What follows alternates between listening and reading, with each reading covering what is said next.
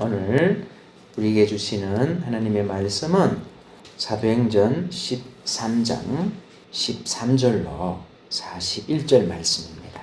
오늘 이 본문의 말씀을 중심으로 항상 은혜 가운데 있어라 라는 제목으로 주님 주신 은혜를 나누고자 합니다. 오늘 본문은 바울과 바나바의 제1차 전도 여행에 관한 내용입니다. 바울의 첫 번째 선교지는 구브로라는 섬이었습니다. 이 섬에서 사역을 잘 감당한 바울 일행은 이제 두 번째 선교지 비시디아 안디옥으로 떠나게 됩니다. 이때 이 바울과 바나바와 같이 수행원으로 따라갔던 사람이 누구냐면 잘 아시는 마가복음을 쓴 마가 요한입니다. 근데 수행원으로 따라갔다가 이곳에서 이 버가에서 일행을 떠나서 예루살렘으로 돌아가 버립니다. 이제 누구만 남느냐면 바울과 바나바와 그리고 그를 따르는 일행들만 남게 됩니다. 이것은 바울과 바나바에게 아주 마음에 힘겨운 그런 일이었지 않았나 생각됩니다. 왜 그러냐면 이 마가 요한은 바나바에게는 조카였습니다. 일행이 이제 선교 여행을 하다가 한 사람이 중도에 예루살렘으로 감으로 말미암아 바울과 바나바 모두에게 마음에 적지 않은 사기가 떨어지는 일이 되었을 것이라 짐작합니다. 그래서 나중에 제2차 선교 여행을 가기 전에 바울과 바나바가 마가를 다시 데리고 가느냐 문제를 놓고 서로 심하게 다투었고, 그래서 서로가 결별하게 되는 일까지 이르게 되는 것을 볼 때에 아마 이것이 그들에게는 적지 않은 마음에 힘든 일이 되었다라고 짐작할 수가 있습니다.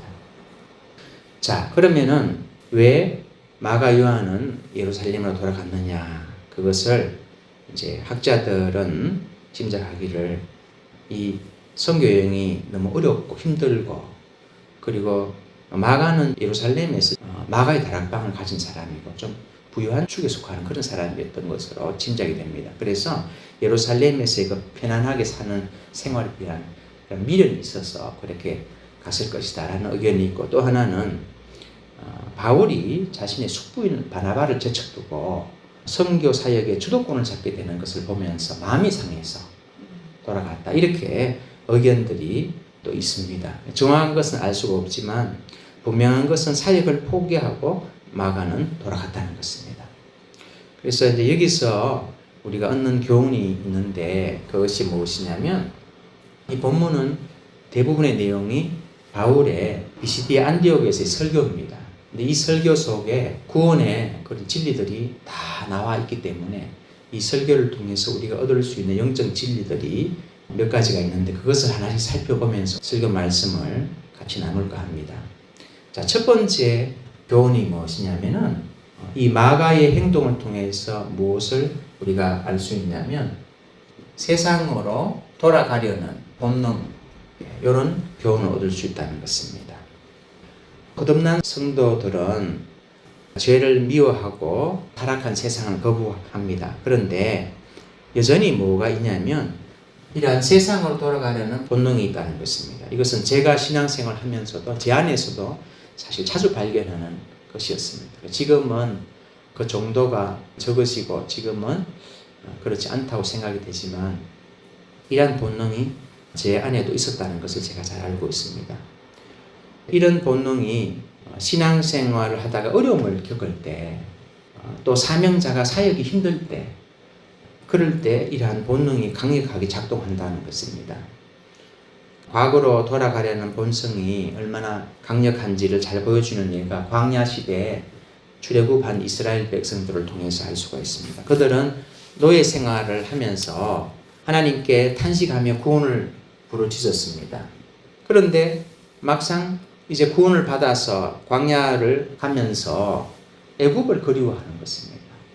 먹는 문제, 여러 가지 생활에 불편한 것들, 그런 것들을 겪으면서 그들은 처음에는 뭐라고 말하냐면 차라리 애굽에 있었으면 좋을 뻔했다. 그러다가 나중에는 차라리 애굽에 죽는 것이 더 나았다, 이렇게 말하다가 나중에는 지도자를 세워서 애굽으로 돌아가자, 이렇게 말합니다.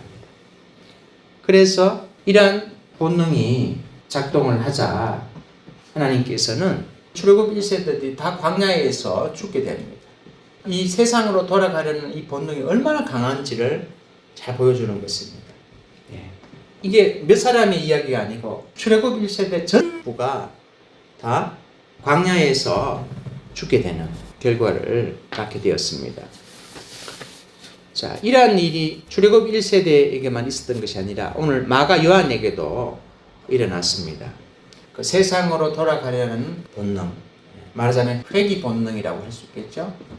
이런 것이 있다는 것입니다. 그래서 우리가 최근에 겪은 코로나 등등으로 해서 교회를 떠나가는 사람들이 우리 있는 것을 볼 때에 이것은 결코 사소한 것이 아니다라는 것을 알 수가 있습니다. 예수님도 이제 제자들과 함께 사역을 하시면서 군중들이 밀물처럼 들어왔다가 설물처럼 빠져나가는 경우가 있었지요. 그래서 예수님도 조금 사기가 꺾이셨던 적이 있었습니다. 요한복음 6장에서 보면 군중들이 제자를 자처하면서 많이 왔다가 예수님이 그 하늘에서 내려온 떡이라고 하고 어떤 자기들에게 필요를 채워주는 메시아가 아니라 하늘의 떡을 이야기를 하자. 내 몸과 내 피를 마시고 먹어야지 된다는 말씀을 하자. 많은 사람이 떠나가니까 예수님이 제자들을 보면서 뭐라고 말씀하시냐면은 너희들도 가르느냐. 그렇게 말하니까 베드로가 대표로 이렇게 말하지요. 요한복음 6장 68절에서 시몬 베드로가 대답하되 주여 영생의 말씀이 주께 있사오니 우리가 누구에게로 가오리까. 그래서 그 예수님을 따르는 군중을 통해서도 우리는 무엇을 보게 됩니까? 이렇게 세상으로 돌아가려는 회귀 본능은 누구에게나 사실 있는 것이다. 특히 신앙생활을 처음 시작하는 분들일수록 그 애굽에서의 생활, 즉 예수 믿기 전에 그 생활에 대한 미련이 있게 되고, 그리고 또 심지어 사역자들 사역을 하다가 어려우시면 이렇게 세상으로 돌아가려는 본능이 있게 된다는 것을 우리가 이 세 가지 예를 통해서 알게 됩니다. 그러면 바울과 바나바의 태도는 어땠느냐? 자, 이 지금 세 가지 경우가 있죠. 그러면 바울과 바나바는 어땠느냐? 바울과 바나바도 앞서 말씀드린 대로 사실 충격을 좀 받았어요. 이 마가 요한 문제로. 남도 아니고 바나바의 조카라는 사람이 이렇게 선교 여행을 따라 나섰다가 이렇게 중도에 떠나버리니까 그래서 이분들도 아마 충격을 받았을 거예요. 그런데 이 바울과 바나바는 어떻게 하느냐 하면 여기 버가에서 안디옥까지 거리가 몇 킬로냐면요 160km예요. 그리고 이 비시디 안디옥은 해발이 어느 정도냐면 1000m예요. 요즘처럼 뭐 버스나 교통수단이 있는 것도 아니고 말을 타고 가는 것도 아니고 걸어서 여기까지 160km를 가야 되고 또 이게 높은 곳이 있어요. 그러니까 지금 우리가 짐작할 수 있겠죠. 얼마나 이 지형이 험악했는지. 트리키에 이 지역에 석기순례 할 곳이 많잖아요. 거기 가면 얼마나 지형이 험악한지 모릅니다. 그런데 이제 여기에 가다가 어떤 산이 있냐면 타우루스 산이라는 게 있어요. 타우루스 산. 여기에 어떤 산으로 유명하냐면 강도가 자주 출몰하는 곳으로 유명한 산이에요. 여기가. 고린도후서 11장 26절에서 강도의 위험과 이런 말을 하거든요. 학자들은 여기를 이야기한다고 생각하는 거예요. 160km라는 거리를 뭐 어떤 교통수단도 없이 걸어서 이 해발 1000m 되는 비시디아 안디옥으로 두 사람이 걸어가면서 마음이 얼마나 힘들었겠냐는 거예요. 그래서 도착해가지고 뒤에 도착했냐면 14절. 우리 14절 같이 한번 읽어보겠습니다. 그들은 버가에서 더 나아가 비시디아 안디옥에 이르러 안식일에 해당에 들어가 앉으니라. 13절에서 14절 바로 이어지는 절이니까 안식일에 해당에 들어가서 앉아있는가 보다 이렇게 생각하는 건데 어려움을 뚫고 와서 또 특히 마가 요한으로 인해서 마음이 무거움 그걸 뚫고 지금 와서 이 해당에 앉아있는 거예요. 선교의 길이라는 것은 말처럼 쉽지 않다는 걸 알 수가 있어요. 그런데 앉아있는데 여기에 회당장이 뭐라고 하냐면 새로운 형제들이 앉아있으니까 형제들아 너희가 할 말이 있느냐 권면할 말이 있느냐 하니까 그때에 바울이 일어서서 시작한 말이 뭐냐면은 17절로 바로 41절의 설교의 내용이에요. 그래서 첫 번째 교훈은 뭐다? 세상으로 돌아가려는 회귀 본능은 누구에게나 있다. 그걸 어떻게 안다? 출애굽 1세대 예수님 따르는 군중 마가 요한을 통해서 아는데 그 반대의 경우는 누구다? 바울과 바나나. 이들은 사명자의 자세를 잃지 않고 끝까지 남아있는데, 그러면 사명자의 자세를 잃지 않고 끝까지 남아있는 비결이 뭐냐? 그걸 아까 제가 베드로를 이야기했죠. 베드로가 대답하기를 뭐라고 했습니까? 영생의 말씀이 주께 있사오니, 예수님이죠. 우리가 어려운 일을 성도로서의 신앙의 삶, 또 사역자로서의 사명을 감당하다가 어려운 일을 누구나 겪는 거죠. 거기에 면제된 사람 아무도 없잖아요. 그런데 그 일을 끝까지 할 수 있는 비결이 뭐냐? 그것은 베드로의 말처럼 누구에게로 가오리까? 생명이 예수님께 있고, 영생이라 하죠. 생명이 예수님께 있고, 인생의 의미와 목적이 예수님께 있는데 우리가 누구에게로 가오리까? 이걸 깨달은 사람은 결코 신앙생활에 어려움을 겪거나 또는 국내외적인 환경의 변화 이런 것에도 예수님을 따르는 것을 포기하지 않고 그 자리에 끝까지 있을 수 있는 거라는 거죠. 영생이 예수님에게 있기 때문에, 인생의 의미와 목적이 예수님께 있기 때문에 우리가 예배하는 걸 포기할 수 없고 말씀과 기도를 포기할 수 없는 거죠. 또 전도를 포기할 수도 없는 거죠. 왜? 그것이 뭐기 때문에 궁극적인 것이니까. 그런데 마가 요한이 추구했던 것은 정확하게 알 수 없지만 마가 요한은 예루살렘을 추구했어요. 예루살렘은 어떤 곳이었죠? 자기가 큰 집이 있었어요. 제자들이 다 모일 정도로 예수님. 큰 집이 있고 거기에는 여유가 있고 거기에는 안락함이 있어요. 근데 여기에 비하면은 선교 생활이 너무 힘든 거라. 그러니까 이것을 힘들어서 가버린 거라. 마치 출애굽 1세대가 이것을 추구한 것처럼. 그런데 베드로가 뭐라고 했습니까? 이것은 궁극적인 것이 아니지 않느냐는 거죠. 베드로는 자기의 배를 내버려두고 왔잖아요. 영생의 말씀이, 다시 말하면 영생, 생명이 예수님께 있사오니, 다시 말하면 삶의 의미와 목적이 예수님께 있사오니, 제가 말씀을 어떻게 중간에 포기하고 기도를 어떻게 중도에 포기하고 어떻게 예배를 포기하고 전도를 포기할 수 있겠습니까? 끝까지 가야 되지 않겠습니까? 그래서 끝까지 간 사람이 누구다? 바울과 바나바는 끝까지 갔다는 것이죠. 그래서 이런 교훈을 하나 우리가 얻을 수가 있고, 자, 그 다음에 두 번째는 무엇이냐면 우리 23절 같이 한번 읽어볼까요? 23절. 하나님이 약속하신 대로 이 사람의 후손에서 이스라엘을 위하여 구주를 세우셨으니 곧 예수라. 자, 여기서 어떤 교훈을 얻을 수 있냐면, 구주를 세우셨으니, 예수님은 누구다? 구주라는 거죠. 구주라는 것은 구세주, 구원자라는 말이죠. 그런데 어떤 구원자냐? 이것은 이스라엘 백성만의 구원자가 아니라 온 인류의 구원자라는 거예요. 이것은 하나님이 인간에게 내줄 수 있는, 여기서 중요한 말이 나옵니다. 하나님이 인간에게 줄 수 있는 최고의 선물이에요. 그래서 예수 믿는 사람은 하나님으로부터 뭘 받은 사람이다? 어떤 선물 받았다? 최고의 선물을 받은 사람. 이게 깨달아지면은 큰 삶의 변화가 있겠죠. 최고의 선물이라는 거예요. 그런데 앞에 보면 그 예수님이 태어나시기 전에 누가 언급이 되냐면 한번 보세요. 20절 한번 보세요. 20절에 하나님께서 첫 번째는 누구를 주셨냐면 사사를 주셨지요. 이스라엘 백성에게 사사를 주시고, 그 다음에 주신 사람이 20절에 보니까 선지자 누구? 사무엘 주셨죠. 자, 그 다음에 21절에 보니까 왕을 구하니까 누굴 주셨어요? 사울. 그렇죠. 근데 사울이 좀 문제가 있었어. 네. 그러니까 더 좋은 선물 주시지. 누굴 주셨어요? 그렇죠.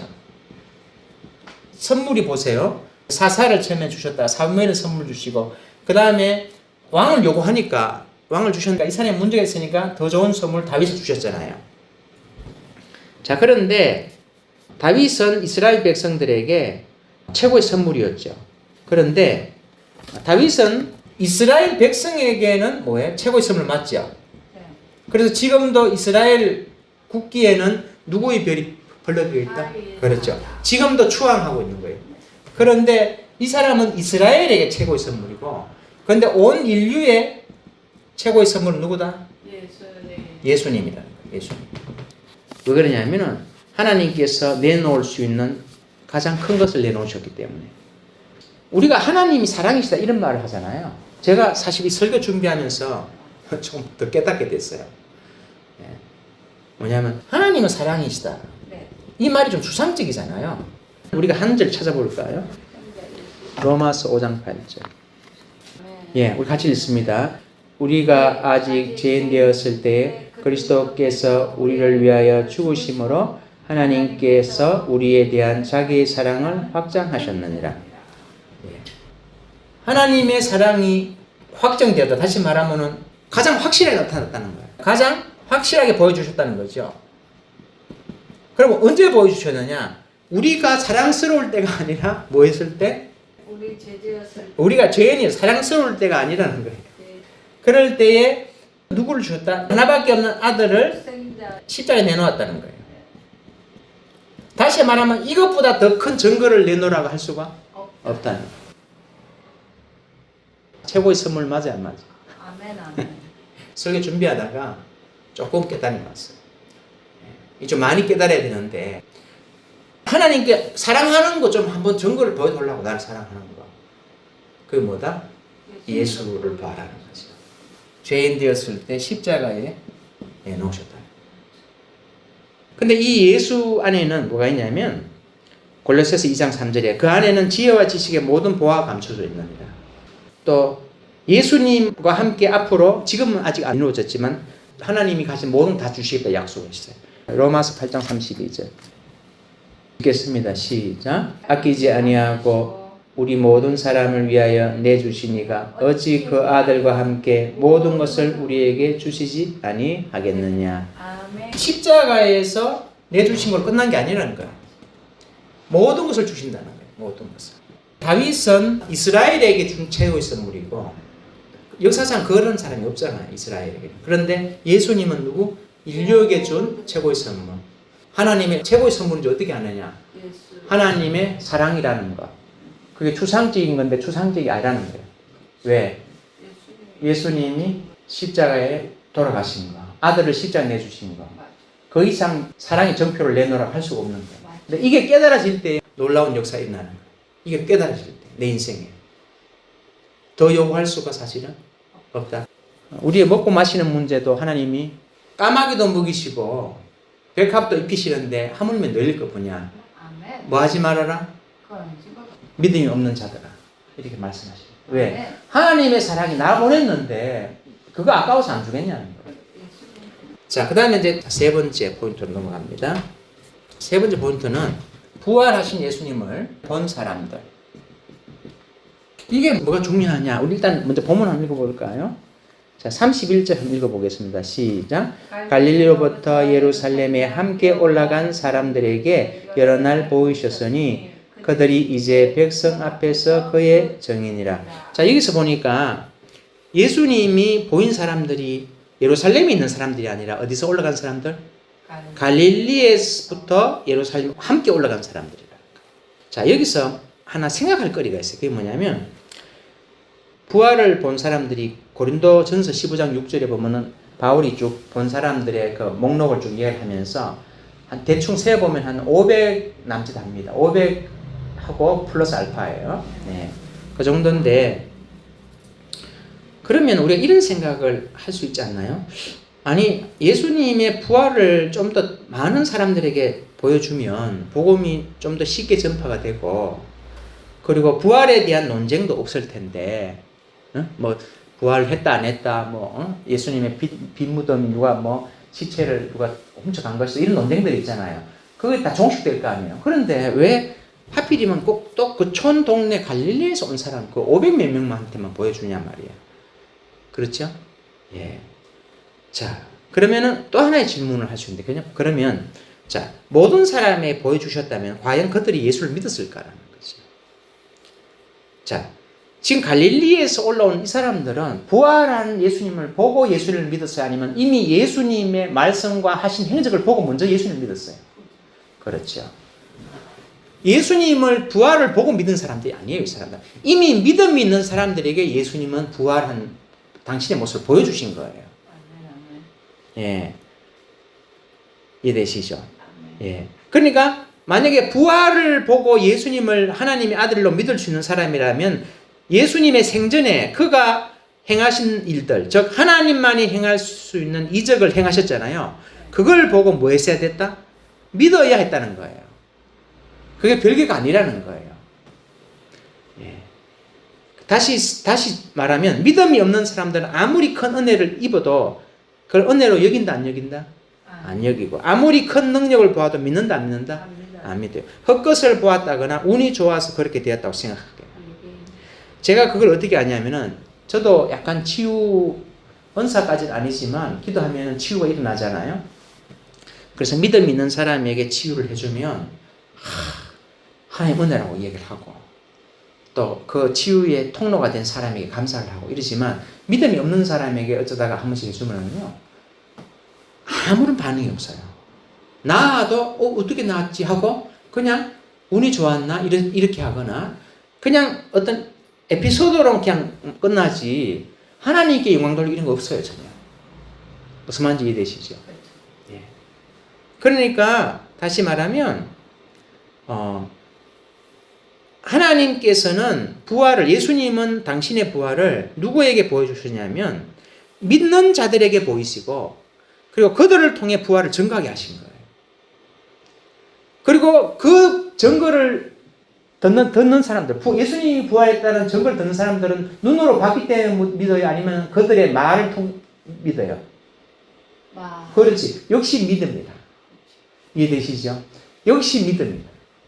그러니까 다시 말하면 믿음이 없는 사람에게는 보여줘도 안 된다는 거예요. 그래서 이걸 다시 말하면 뭐냐면 하나님의 은혜는 뭐다? 은혜 받기에 합당한 그릇이 준비된 자에게 임한다는 거예요. 아멘. 예. 그러니까 은혜를 받기 합당한 그러고 예비가 안 돼 있으면 그 은혜를 주는 자리에 있어도 받는다 못 받는다? 못 받는 거예요. 그래서 우리가 여러 사람이 모인 곳에서 은혜 받는 사람은 따로 있는 거예요. 예수님이 마태복음 10장 12절과 12절에서 이런 말씀하셨어요. 또 그 집에 들어가면서 평안하기를 빌라. 그 집이 합당하면 너희가 빈 평안이 거기 임할 것이요 만일 합당하지 않으면 그 평안이 너희에게 돌아올 것입니다. 아멘. 여기서 중요한 우리가 어떤 핵심을 받을 수 있어요. 전도한다고 다 되는 게 아니라는 거예요. 아멘. 그 사람이 받을 준비가 돼 있어야 되는 거예요. 아멘. 안 돼 있으면 그건 그냥 돌아올 뿐이라는 거예요. 그래서 에너지를 모든 사람이 다 쓸 필요는 없다는 거예요. 하나님이 준비한 사람인지를 먼저 확인해야 된다. 그리고 디모데후서 2장 21절에도 하나님이 서는 사람이 어떤 사람이냐 이렇게 얘기를 해요. 그러므로 누구든지 이런 것에서 자기를 깨끗하게 하면 귀 서는 그릇이 되어 거룩하고 주인의 서심에 합당하며 모든 선한 일에 준비하면 되리라. 그러니까 주인에게 쓰임 받는 사람 누구냐? 주인이 서는 그릇이 누구냐? 뭐다? 준비된 사람이야. 뭐게 준비된? 자기를 깨끗하게 하면. 그래서 우리는 이 부활하신 예수님을 본 사람들을 통해서 무엇을 알 수 있습니까? 뭐가 준비된다? 믿음이 준비되어야 되고, 그리고 또 뭐가 준비되어야 된다? 하나님께 은혜를 받았을 때 감사드릴 수 있고, 그리고 감사와 은혜를 여기는 마음과 감사가 있는 사람이어야 된다는 거예요. 우리가 해야 될 게 있단 말이에요. 뭐냐면은 우리는 믿음을 준비하고 깨끗해진 그릇이 돼야 돼. 그러면 주님이 서지 말라고 해도 어떻게 한다? 서신다. 주님이 나타나지 말라고 해도 뭐 한다? 부활하신 주님이 나타나신다는 거예요. 그래서 저는 도전을 받았어요. 아멘. 내가 문제구나. 내가 거룩하지 못하구나. 은혜를 받을 준비가 돼. 받을 준비를 해라. 은혜만 구하지 말고. 자, 그 다음에 네 번째입니다. 자, 네 번째는 시신이 썩지 않은 예수 그리스도. 자, 우리 한번 읽어볼까요? 36절, 37절을 우리 같이 한번 읽어보겠습니다. 다윗은 당시에 하나님의 뜻을 따라 섬기다가 잠들어 그 조상들과 함께 묻혀 썩음을 당하였으되 하나님께서 살리신 이는 썩음을 당하지 아니하였나니. 자, 여기서 썩음을 당한다. 이 단어가 참 중요하다는 거예요. 자, 왜 중요할까? 제가 그 이야기를 할게요. 앞서 말씀드렸죠. 다윗은 이스라엘에게 가장 최고의 선물이었다는 거예요. 그래서 지금도 가장 추앙하죠. 가장 위대한 왕, 이스라엘의 구원자. 그리고 이스라엘 사람이 아니라도 얼마나 다윗을 좋아해요. 그렇죠? 그리고 메시아의 모형이잖아요. 또 그의 그 겸손과 그런 온유함이. 그런데 그도 땅에 묻혀서 썩었다는 거예요. 아멘. 이것이 바로 다윗의 한계예요. 다윗뿐만 아니라 성경에 놀라운 인물들 그리고 이 세상의 위대한 사람들 있잖아요. 그 사람들도 다 예외 없이 뭐다? 이 한계를 벗어나지 못하는 거예요. 왜 그러냐면 하나님께서 창세기 3장 19절에서 말씀하셨거든. 너는 흑인이 흑으로 돌아갈 것이니라 하십니다. 이 한계를 넘을 사람이 아무도 없어요. 아브라함도 모세도 역사 속의 인물도 이 한계를 누구도 뛰어넘지 못했어요. 그런데 예수님이 뭐라고 합니까? 오늘 읽었던 본문에 뭐라고 합니까? 하나님께서 살리신 이는 석음을 당하지 아니하였나니. 그러면 석음을 당하지 않으려면 조건이 있어요. 조건이 뭐냐면 죽음이 오는 이유가 죄지요. 죽음은 누구만 가둘 수 있다? 죄인만 가둘 수 있는 거예요. 이게 중요한 포인트죠. 죄가 죽음을 불러왔죠. 그러면은 죽음은 합법적인 권한은 죄인만 가둘 수 있어요. 죄인이 아닌 사람은 절대 못 가둬요. 이거는 하나님의 법에 어긋나는 거예요. 그렇기 때문에 예수님은 섞을 수가 없어요. 다시 말하면 예수님은 죄가 없다는 거예요. 예수님 죄가 없다는 거예요. 그래서 그것을 로마서 1장 3절 4절에서 말하고 있어요. 그의 아들에 관하여 말하면 육신으로는 다윗의 혈통에서 나셨고 성결의 영으로는 죽은 자들 가운데서 부활하사 능력으로 하나님의 아들로 선포되셨으니 곧 우리 주 예수 그리스도시니라. 그래서 중요한 진리를 이야기해요. 뭐냐면 육신으로는 누구의 혈통? 다시 말하면 예수님은 성육신 하셨다는 거예요. 누구의 아들로? 다윗의 혈통으로. 자, 그런데 죽어서 만약에 썩어 뿌리면은 인간으로 끝나는 거예요. 그런데 그 다음 4절에서 뭐라고 이야기해요? 성결의 영혼은 죽은 자들 가운데서 자, 부활했다는 말은 절대 죄인은 부활할 수 있다 없다? 없는 거예요. 죄가 없어야 돼요. 그래서 앞에 성결의 영이라 하죠. 육신은 이미 무덤 속에 있었잖아. 예수님은 이제는 영이잖아요. 그런데 죄가 없었기 때문에 성결의 영이 되시죠. 부활하십니다. 그 이름이 4절 끝에 누구라고요? 우리 주 예수 그리스도. 그렇다면 예수님의 죽으심과 부활이 나와 무슨 상관이 있냐 말이에요. 이 핵심입니다. 나와 예수님의 죽음과 부활이 무슨 상관이 있냐면 절대적으로 상관이 있어요. 왜? 로마서 4장 25절. 예수는 우리가 범죄한 것 때문에 내줌이 되고 또한 우리를 의롭다 하시기 위하여 살아나셨느냐. 자, 예수의 죽음이 나랑 무슨 상관이 있느냐. 예수의 죽음은 곧 누구의 죽음이다? 범죄한 나의 죽음이다. 그러니까 나와 상관이 없을 수가 없죠. 왜? 예수님의 죽음은 나의 죽음이라. 노예가 풀려나려면 옛날에 다 송양됐잖아요. 돈을 주고 풀려나잖아요. 1억을 줘야 돼. 그런데 어떤 사람이 10년 동안 노동을 해서 1억을 들고 온 거야. 그래 주고 나를 송양했는데 저 사람하고 난 상관없다 할 수 있어요? 상관없다가 아니. 절대적으로 상관이지. 왜? 저 사람의 그 1억 때문에 내가 살아났잖아. 그러니까 예수님의 죽음은 곧 뭐다? 예수님의 죽음은 곧 나의 죽음이요. 내가 죄가 없어진 거예요. 그러니까 예수님의 죽음과 나는 절대적으로 상관이 있는 거예요. 자, 두 번째, 부활. 자, 예수님의 부활은 첫 번째 뭘 의미한다고 그랬어요? 예수님은 죄가 없다는 거. 다시 말해 성결하다는 말이죠. 죄가 없다는 거죠. 성결하다는 말이고. 그 다음에 또 하나는 뭐냐면 나의 부활을 예표하는 거예요. 예표라는 말은 미리 보여주는 거죠. 이게 아주 큰 의미죠. 그건 예수님의 사건이 끝나는 게 아니라는 거라. 미래의 누구의 사건이다? 나의 사건이다. 이게 너무나 중요한 거예요. 빌립보서 3장 20절 21절. 거기로부터 구원하는 자 곧 주 예수 그리스도를 기다리노니 그는 만물을 자기에게 복종하게 하실 수 있는 자의 역사로 우리의 낮은 몸을 자기의 영광의 몸의 형체와 같이 변하게 하시리라. 자, 끝에 뭐라고 되어 있습니까? 우리의 낮은 몸을 자기 영광의 몸의 형체와 같이 변하게 하시라. 그래서 예수님의 부활은 이것은 나의 부활을 예표하는 사건이다. 정리합니다. 예수님의 죽음과 예수님의 부활은 나와 무관하다? 아니, 절대적으로 연관성이 있다는 거예요. 이것이 뭐다? 바로 신앙의 핵심이에요. 이 두 가지가. 요거를 붙들 때에 신앙의 기쁨, 확신, 감격 이게 여기서 나옵니다. 그렇기 때문에 이걸 정말 깨달을 때 여기서 뭘 추구하는 삶을 살느냐면 거룩을 추구하는 삶을 살게 돼요. 나를 위해서 죽어서 이렇게 나에게 하신 분인데 내가 그분의 거룩함을 추구를 안 할 수가 없는 거라.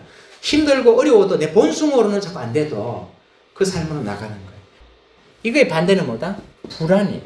왜 이러냐면 지금 이거를 깨닫지를 못하고 있는 거야. 예수님의 죽음이 내 죽음이고 예수님 부활이 내 부활의 예표라는 걸 깨달으면은 내가 뭐다 힘들지만 넘어지고 엎어져도 거룩함을 추구하는 삶을 안 살아갈 수가 없어. 나를 노예를 풀어주고 있으면 누가 10년 동안 1억을 벌어서 왔으면 감격하잖아요.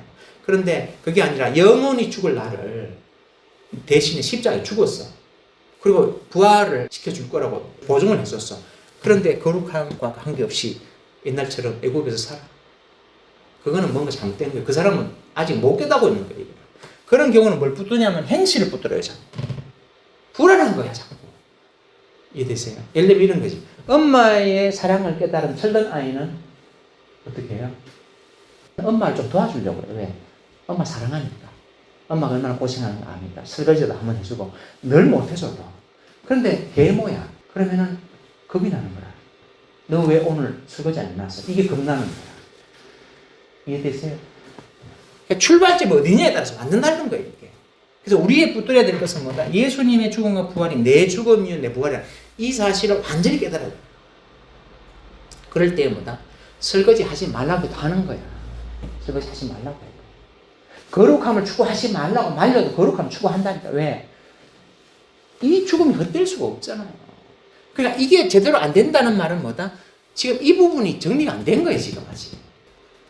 자, 그 다음에 다섯 번째는 뭐냐면 바울의 경고예요. 자, 바울의 경고인데 바울이 40절과 41절에서 경고를 하고 있어요. 우리 같이 한번 읽겠습니다. 그런즉 너희는 선지자들을 통하여 말씀하신 것이 너희에게 미칠까 삼가라. 일러서되 보라 멸시하는 사람들아 너희는 놀라고 멸망하라. 내가 너희 때를 당하여 한 일을 행할 것이니 사람이 너희에게 일러줄지라도 도무지 믿지 못할 일이라 하였느니라 하니라. 자, 이게 뭐냐면요. 지금 경고하는 거예요. 이 유대인들은 하나님께서 구약 성경에 보면 선지자들을 계속 보내서 잘못하면 책망하시잖아요. 왜냐하면 자식이니까. 옆집 아이는 절대 책망 안 하거든요. 사랑한다는 거야, 그게. 근데 놀라운 게 있어요. 그게 뭐냐면 예수님이 마태복음 23장 29절로 31절에서 이런 얘기를 하셨어요. 화실진적 외식하는 서기관들과 바리새인들 너희들은 선지자들의 무덤을 만들고 의인들의 비석을 꾸미며 이르되 우리가 조상 때 있었더라면 우리가 그 선지자들의 피를 흘리는데 참여하지 아니하였으리라 하니 그러면 너희가 선지자를 죽인 자의 자손임을 스스로 증명함이로다. 이 말씀이 무슨 말이냐면 이런 말이에요. 선지자 대부분 박해를 받았잖아요. 지금 예수님 때의 서기관들 바리새인들이 그 선지자들 무덤을 막 만들고 이쁘게 하고 그들이 기록한 성경 막 읽고 그러면서 뭐라고 말하냐면 우리가 그 당시에 있었으면 절대 선지자 안 죽였다 이러는 거예요. 그러니까 예수님이 하는 말이 니들이 그런 사람들이라는 걸 스스로 증명하는 거예요. 그걸 어떻게 하느냐? 여기 본문에 나옵니다. 자, 27절, 28절. 예루살렘에 사는 자들과 그들 관리들이 예수와 및 안식일마다 외우는 바 선지자들의 말을 알지 못하므로 예수를 정죄하여 선지자들의 말을 응하게 하였도다. 죽일 죄를 하나도 찾지 못하였으나 빌라도에게 죽여달라 하였으니. 자, 여기 나오죠. 죽일 죄를 찾아 못 찾았다. 선지자들은 박해하고 죽였어.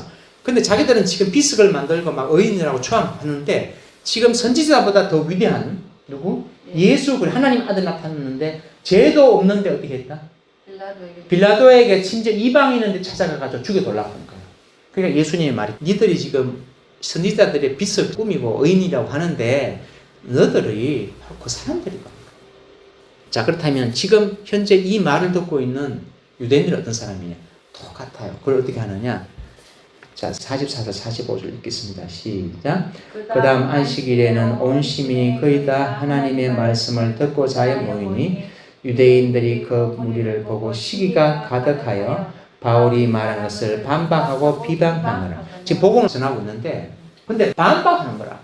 손들어 아닙니다 하고 저거는 틀린 말입니다. 바울이 지금 말씀 제대로 전할 수 있어요, 없어요? 그러면서 안식일마다 모이면 누구 글을 읽어요? 그 자기 조상들이 핍박하고 죽였던 누구? 이사야서 글을 읽고 선지자의 글을 읽는 거예요. 구전에 의하면 이사야는 톱에 목이 잘라 죽은 사람이라. 누구 손에? 유대인들의 손에. 안식일마다 그 글을 읽으면서 지금 그 글에 의해서 예수 그리스도가 오셨고 그것을 전하는 바울을 어떻게 한다? 잘못됐다고 말하고 비방하고 말대꾸하고 그걸 끝나는 게 아니에요. 50절 마지막으로 읽겠습니다. 시작. 이에 유대인들이 경건한 기부인들과 신의 유력자들을 선동하여 바울과 바나바를 박해하여 그 지역에서 쫓아내니. 똑같잖아요. 변한 게 없어. 변한 게 없는 거. 계시록에서는 유대인들을 위해서 뭘 준비하셨다? 창세후로 없는 큰 환란을 통해서 그들을 고난의 왕로 속에서 하나님의 백성으로 온 민족을 변화시키는 그걸 할 수밖에 없는 거예요. 변한 게 없는 거예요. 여전히 하나님의 사랑을 받고 있지만 선택받은 백성이지만 이것이 또 유대인들만의 이야기냐는 거예요. 바울은 갈라디아서 6장 1절에서 뭐냐면 누가 죄를 짓거든 온유한 마음으로 너희들은 그거를 바로잡고 너희도 혹시 그런 올무에 걸리지 않으면 조심해라. 선줄로 생각하지 말라는 거예요. 그거는 누구나 실패를 거울로 삼아야지 거기에 면제된 사람은 없다는 거예요. 자, 그 다음에 마지막 6번째는 뭐냐면 항상 은혜 안에 머물라. 자, 이게 지금 바울이 한 말이에요. 누구한테 한 말이냐면 믿는 자들 있죠. 믿는 유대인들과 이방인들한테 떠나면서 이렇게 말하는 거라. 항상 은혜 안에 머무세요. 이렇게 말해요. 우리 43절 읽을까요? 해당의 모임이 끝난 후에 유대인과 유대교에 입교한 경건한 사람들이 많이 바울과 바나바를 따르니 두 사도가 더불어 말하고 항상 하나님의 은혜 가운데 있으라 원하니라. 이게 참 중요한 거예요. 이게 왜 중요하냐면요. 결국 신앙생활은 이거라는 거예요. 결국 신앙생활은 뭐다? 한 단어. 이게 뭐다? 은혜. 왜 그러냐면 제가 이 설교를 준비하면서 그렇구나 하는 것을 깨달았어요. 이 은혜는 신앙의 열쇠예요. 성도가 성도로 살 수 있게 만드는 게 은혜고 은혜가 떨어지면 성도는 성도로 살 수가 없어요. 그냥 세상 사람으로 살아요. 타이틀만 있지 은혜가 없어요. 성도가 아니에요. 자기도 어쩔 수가 없어. 자기 속에 은혜가 있어야 자기가 타이틀에 맞게 살아. 어쩔 수가 없어. 그래서 은혜로만 가능한 거예요. 그래서 기도 생활, 말씀 생활, 예배 생활 이게 결국은 뭐 하자는 거냐? 은혜 받기 위한 방편인 거라 이게. 은혜 유지하기 위한 방편인 거라. 은혜 떨어질 때 신앙생활 제대로 하는 건 불가능하다는 거예요. 그러면 은혜 안에 있다는 것은 결국 주님 안에 있다는 것이고 주님 교제 안에 있다는 거예요. 그리고 말씀에 순종하고 있다는 건데 그 말씀에 순종이 자기 힘을 내냐면 아니에요. 은혜 받았을 때 가능한 거예요. 은혜 없이 말씀에 순종하겠다 안 돼요. 그래서 우리 성도들은 항상 은혜를 유지해야 돼요. 그래서 예수님이 오실 때 처녀들이 덩굴 들고 있었죠. 은혜를 들고 있었던 거예요. 은혜를 유지하고 있었다는 말이에요. 뭘 통해서? 말씀과 기도와 예배와 또 전도를 통해서 은혜 유지하고 있었던 거예요. 은혜 떨어지면은 장사 없어요. 다 그냥 타이틀만 그리스도인이지 세상 사람이 맛을 잃은 소금으로 세상에 바뀌어요. 그래서 우리가 잘할 것은 뭐다? 은혜 받는 거예요. 은혜. 아멘. 그래서 바울이 떠나면서 딱 한마디 하는 거예요. 항상 은혜 안에 머무르라. 너희들 은혜 없으면 안 된다. 은혜 없으면 안 된다. 결론의 말씀을 드리겠습니다. 오늘 여러 가지 교훈이 있는데 첫 번째는 뭐냐면 세상으로 회개하는 본능은 누구나 있다는 거죠. 그걸 어떻게 하냐. 출애굽 1세대 마가 요한 예수님을 따랐던 무리들 다 그렇죠. 그런데 예수님을 떠나지 않은 사람들이 있었죠. 12제자. 베드로가 뭐라고 합니까? 영생의 말씀이 죽게 있어요. 다시 말하면 뭐다? 예수님께 생명이 있고 예수님 안에 삶의 참된 의미와 목적이 있기 때문에 아무리 힘들고 외롭고 어려워도 신앙생활 포기할 수 있다 없다? 없다는 거예요. 자, 그리고 두 번째는 예수님이 최고의 선물이다. 다시 말하면 이스라엘 백성의 최고의 선물은 누구였다? 다윗이었죠. 그런데 예수님은 하나님이 내놓을 수 있는 마지막 카드니까 더 이상 내놓을 게 없어. 그럼 하나님이 우리를 어떻게 사랑했는데 어떻게 알아요? 예수님 십자가를 보면 죄인 되었을 때 이쁠 때가 아니고 죄인 되었을 때 나를 위해 십자가를 돌아가시고 이거보다 큰 사랑 하나님 더 이상 증거로 내놓을 수 없다. 증거가 더 이상 없다. 최고의 선물. 그 다음에 셋째는 예수님이 부활한 자신을 나타내는 사람은 갈릴리에서 올라온 사람. 다시 말하면 은혜 받기에 합당한 사람이 되어야 됩니다. 믿음이 있고 감사하는 사람이 되어야 되고 준비된 사람이 되었을 때 은혜를 은혜로 알고 하나님께 감사하고 귀하게 쓰임받는 그렇게 될 수 있다. 그래서 우리는 합당한 자가 되려고 노력해야 돼요. 하나님이 쓰신 합당한 자. 부활하신 하나님이 나에게 나타날 수 있는 사람. 그 다음에 넷째는 예수님의 죽음과 부활의 진리를 붙드는 자가 되어야 된다. 그거는 나와 무관한 이야기가 아니라는 거예요. 왜? 예수님의 죽음은 누구의 죽음? 나의 죽음이고 내가 죄 사함 받았다는 것이니까. 내 죄를 위해서 죽으시고 예수님의 부활은 내가 뭐한다? 부활할 거예요. 장래에 부활할 것은 예표하며 나와 무관할 수가 없는 거예요. 이 놀라운 1만 달란트를 탕감을 받은 사람이 거룩하게 안 살겠냐고. 팥죽 한 그릇을 위해서 망령되이 장자의 인물을 팔겠냐고. 신앙생활을 포기하겠냐 말이지. 그 다음에 다섯째는 뭐다? 이스라엘 사람들은 선지자들의 묘를 비석을 아름답게 꾸미고 하면서도 자기들은 나는 안 그랬을 텐데 이러는데 더 큰 죄를 저지르는 거야. 죄도 없는 예수 그리스도를 빌라도의 제사가 죽이려 하고, 바울이 지금 전하니까 어떻게 해요? 쫓아가서 괴롭히고. 예. 이걸 통해서 뭘 본다? 여기서는 참지식이 있어야 되겠구나. 이 사람들은 안식일마다 모여서 성경을 달라 외운 사람들이었어요. 자타가 공인하는 사람이에요. 구약 성경이 전문가예요. 근데 왜 이렇게 되느냐? 성경의 저자이신 성령의 인도와 감화 감동이 없이 성경 배워도 되는 게 아니라는 거예요. 한 줄을 배워도 성령의 인도하시는 따라 배워야 돼요. 지금 이단들이 성경을 몰라서 이단 됐습니까? 아닙니다. 성경 많이 알아요. 참지식이 아니라, 다시 말하면 성령의 감동과 감화가 있는 가르침이 아니라니까, 그것이. 성경을 많이 하는 것도 중요하지만 바로 알기 위해서는 누구의 감화? 성령의 감동과 감화를 받아야 돼요. 아멘. 마지막으로 바울이 비시디아 안디옥을 떠나면서 성도들에게 뭐라고 한다? 은혜에 항상 머물러라. 여기서 항상 은혜 없으면 그리스도인이라는 타이틀 가지고는 아무것도 못해. 마디는 소금이라. 은혜만 가능해요. 그래서 우리가 하는 예배, 기도, 말씀 다 뭐다? 은혜를 붙들기 위함이고, 은혜를 유지하기 위함이고, 은혜를 받기 위함이고. 그래서 이 은혜가 떨어지면은 등불에 기름이 떨어진 처녀가 되는 거예요. 말씀과 기도, 예배. 그 자체가 목적이 아니에요. 은혜 안에 있습니다. 그러면 은혜 안에 있다는 것은 예수님 안에 있다는 거고 말씀을 지키는 건데, 말씀을 지키는 게 은혜에 떨어지면 된다 안 된다? 안 돼요. 결국은 다 은혜예요. 그래서 은혜를 받기 위해서, 애쓰고 힘쓰기 위해서 말씀, 기도, 예배를. 그게 예수님 왔을 때 슬기로운 다섯 처녀인 거예요. 그거 아니면 안 돼. 타이틀 붙들어 가서 있을 때. 그래서 오늘 주신 여러 가지 교훈이 있겠지만 항상 은혜 안에 머물러서 우리 개인의 신앙의 삶과 맡겨주신 사역을 바울과 바나바처럼 잘 감당하는 우리 교회와 성도들 되기를 축원드립니다. 아멘.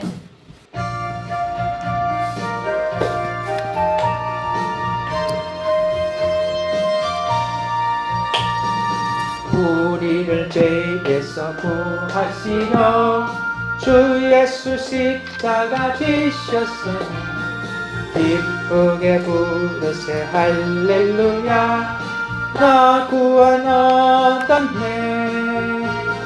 찬송하세 찬송하세 주님 나를 구하셨네. 찬송하세 찬송하세 주가 구원하셨네. 우리를 주께서 구했으니 이전에 행하던 악한 일과 주하고 더러운 모든 죄를 온전히 버렸네. 찬송하세 찬송하세 주님 나를 구하셨네. 찬송하세 찬송하세 주가 구원하셨네. 나 지금 죄에서 사함받아 거룩한 백성이 되었으니 이 육신 장막을 걷을 때도 겁날 것 없겠네. 찬송하세 찬송하세 주님 나를 구하셨네. 찬송하세 찬송하세 주가 구원하셨네. 우리가 이 세상 떠날 때에 예수의 손목을 굳게 잡고 영원히 즐거운 천국에서 주 함께 살겠네. 찬송하세 찬송하세 주님 나를 구하셨네.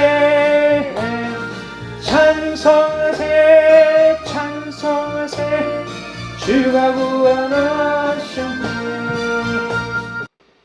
지금은 갈보리 십자가 위에서 나의 죄를 대신하여 죽으심으로 우리의 죄와 죽음의 문제에서 우리를 구원하신 예수 그리스도의 크신 은혜와 그 독생자 예수 그리스도를 보내시기까지 우리에게 그 사랑을 확증해 주신 하나님의 크고 무한한 사랑과 오늘도 이 세상의 살이 가운데 우리를 불러 오늘 이 바울의 놀라운 설교의 말씀을 통해서 항상 은혜 안에 머무는 자로 살아가도록 감화 감동하시는 성령의 교통하심과 역사가 이 말씀 붙들고 살아가기를 다짐하며 그리하여 신앙의 성공자가 되기를 다짐하는 하나님의 사랑하는 아들, 딸, 머리 위에 이제로부터 영원히 함께 하심을 간절히 축원드리옵나이다. 아멘.